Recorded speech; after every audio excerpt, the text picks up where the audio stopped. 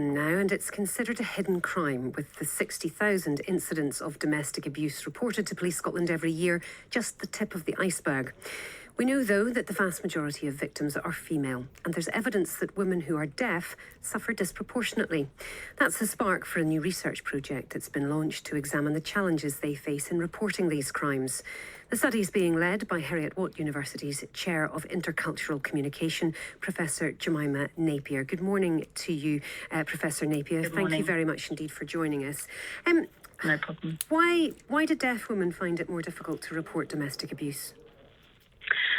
Primarily because they experience barriers in making contact with various services that are available, whether that's actually making a call to the police in the first place, and then often the police interview stage, and then the follow-up support services don't have the kind of communication support that's typically required if they use British Sign Language as their first language. And it's not just the fact that they have difficulties reporting the abuse when they finally decide that the time has come to do that. They're 3 times more likely to experience domestic abuse. Why is that?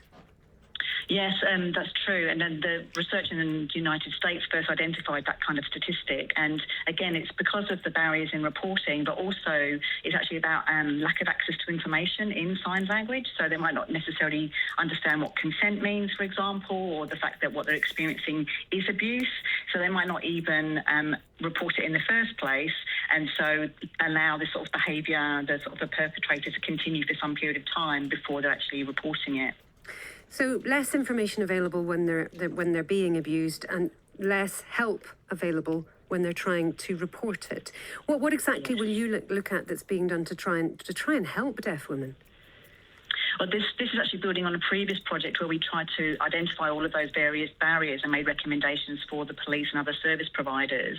But the new project is actually focusing on really a sort of masked area where, if you imagine a deaf woman does manage to report to the police turn up at the house, realise that she's deaf, there's no interpreter there, then what often happens is that their children then get called upon to interpret between the police and then perhaps even other service providers and the mother, predominantly the mother.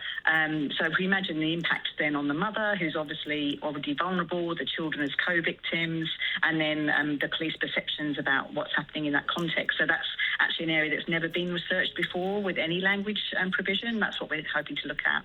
So the mother has to tell her children exactly what their father, but the man living in the house has been doing to her, and they're having then to tell that to the police and interpret it for them.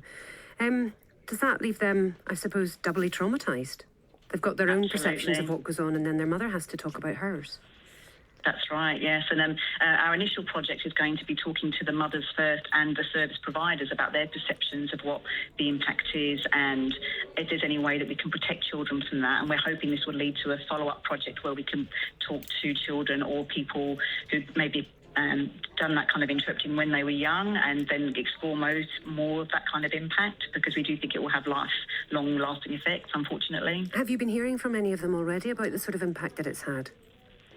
We have had, and the reason it sparked this particular project, because in our previous European-funded project, the Justice Signs 2 project, we did interview deaf mothers and also police officers, and both representatives from those groups mentioned that sometimes children became involved, and we came to realise that there wasn't actually any information or evidence about this, and so as far as I know, nobody's actually spoken to children about this before.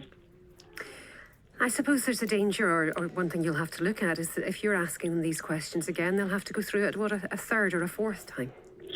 Yes, that is very risky. It's the same when we're talking to deaf mothers too, so that, it might actually trigger events. And what we've been trying to do is focus on the communication barriers and the support they've received rather than the actual incidents themselves. But we always have to make sure that we have plans in place to signpost for support services, because as researchers, we're not qualified counsellors. So we do need to work in partnership with other organisations who can provide that support if necessary. And Jemima, when do you expect it to finish up, and what sort of impact? Where do you think it'll be useful? Who do you think it'll be useful to? And that's a good question. So the project is funded by the British Academy for 1 year. So we start in January and it's finishing up at the end of December 2025.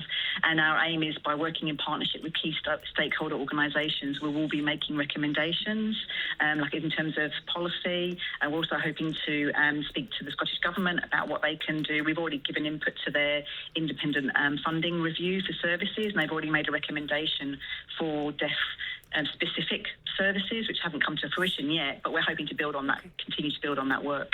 Thank you for joining us this morning, Professor Jemina Napier there.